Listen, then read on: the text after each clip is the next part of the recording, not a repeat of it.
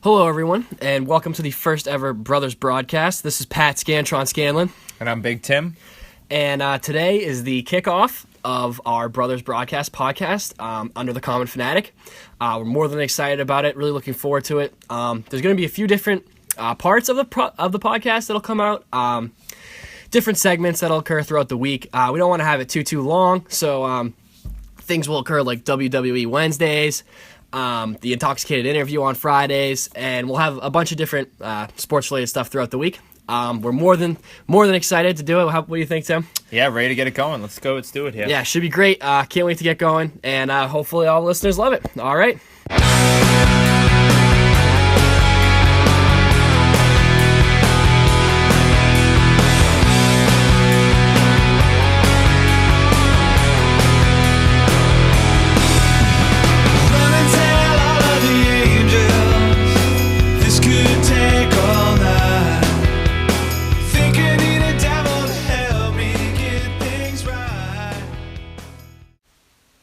Okay, so in this first podcast, we're just going to focus on the Celtics and give you a little recap of how we thought the playoff series went. I fucking hate LeBron.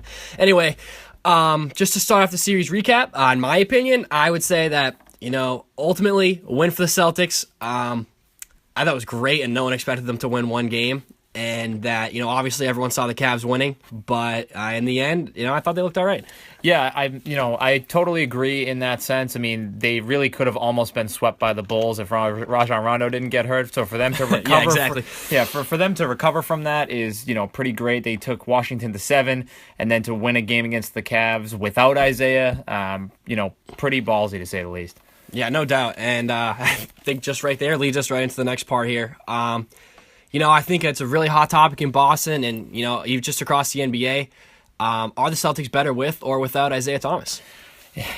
They, in my opinion, are in no way, shape, or form better without Isaiah Thomas. But with that being said, Isaiah can't do it all alone. It's pretty much Isaiah who has really crafted his game in an amazing fashion and, a bunch of role players after him. Yeah, there's no doubt about it. And the only thing I think that the Celtics really did improve was without Isaiah, they couldn't rely on someone. They couldn't play this, LeBron-type NBA where, everyone moves over to the corners and, let me win the game. They had to play as a team. I thought Brad Stevens, almost coached a college basketball team. Yeah, I mean, he really did a fantastic job. I mean, literally coaching circles around Tyronn Lue. I mean, let's be real. LeBron's the GM, LeBron's the coach, LeBron's the best player in the league. Exactly.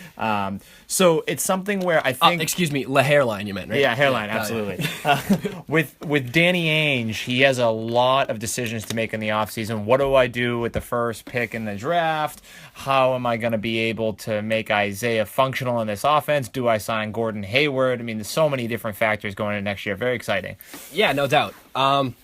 So really with Isaiah, I think the only place that the Celtics did excel and were definitely better without him was on the defensive front. I think they played a lot harder, and, I thought Marcus Smart certainly shined. Absolutely. Marcus shined. I mean, Marcus is very streaky. I really just wish he could craft his three-pointer. Tell me about it. He's a great rebounder as a guard, and he's a gamer. He's one of these, you want to have him on your team in the playoffs. Some people hate him. Some people love him. But I really feel as though for them to take that next step, they need to figure something else out and learn to be more than just a 3-point shooting team. No, exactly. And I think without a doubt, he kind of showed himself, in my opinion, to shine definitely more than Avery Bradley. I know that's going to be a huge selling point coming up soon. Is they can't keep all of them. Yeah, I mean, Avery Bradley did hit the winning shot in Game Game 3 no doubt. with the luckiest roll of all time. So we'll four give him that bounces credit. off the rim, so that was absolutely huge.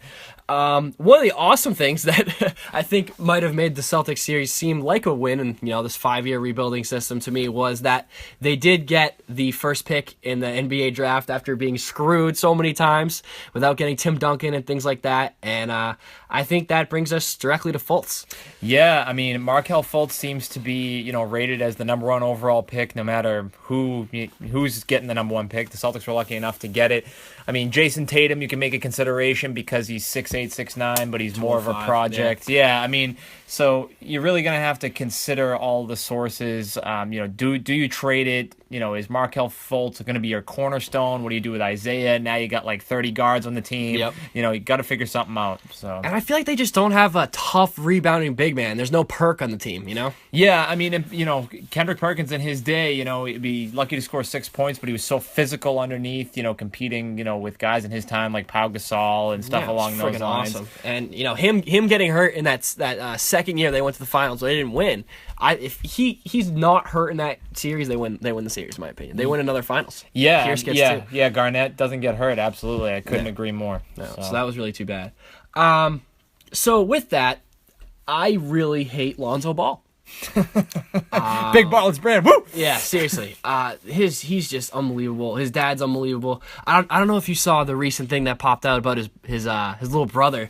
It was like the 100 air balls of, I don't even know which one, LaMelo or whatever it is, La hairline ball. Yeah, there's 3 brothers in total, including Lonzo, and I mean LeVar Ball, the father, has really made a point to make a mockery out of his kids, in my opinion, and it's really too bad because Lonzo's a great player, but he's gonna get drafted by the Lakers for sure, so he won't even work out for the Celtics. Like, come on, like how big does your ego have to be? No, exactly, and I think he puts so much added pressure on the kid. I heard Blake Griffin talking about this, where he's gonna get in the league and everyone's gonna be making fun of him already on the court before he's ever even been able to show himself. So he has a lot of added pressure on his shoulders just because of his dad. Yeah, and it was an interesting comment too from earlier today. I read a little bit from Adam Silver, who's the commissioner of the NBA, and he seems to think that the whole LeVar Ball nonsense will go away as soon as the draft is over. So maybe it's just a drafting ploy to get Lonzo drafted to the Lakers or get him drafted as high as possible. Let's hope, because no one wants to buy $500 shoes. So. Yeah, we're absolutely tired of that.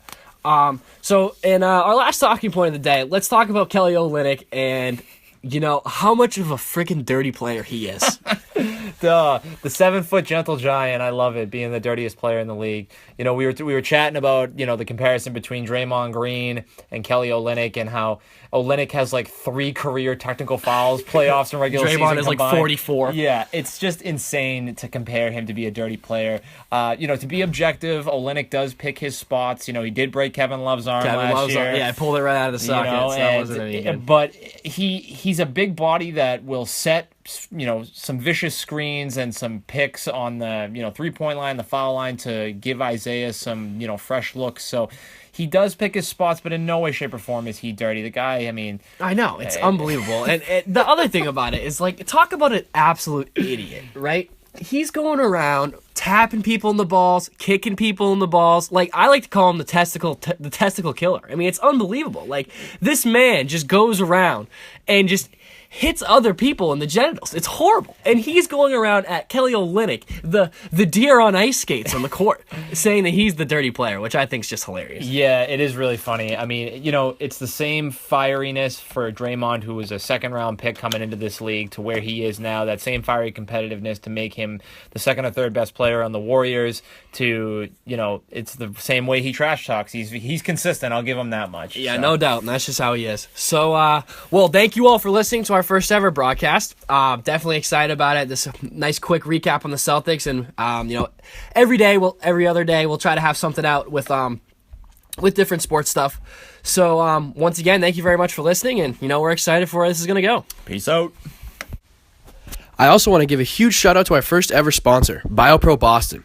BioPro Boston services all types of trauma, distressed property, and biohazard scenes in communities throughout Massachusetts, New Hampshire, Maine, and Rhode Island. If you or someone you know needs a major cleaning for law enforcement, crime scenes, or hoarders, make sure to head over to bioproboston.com. That is bioproboston.com, and Jim will take care of whatever you need.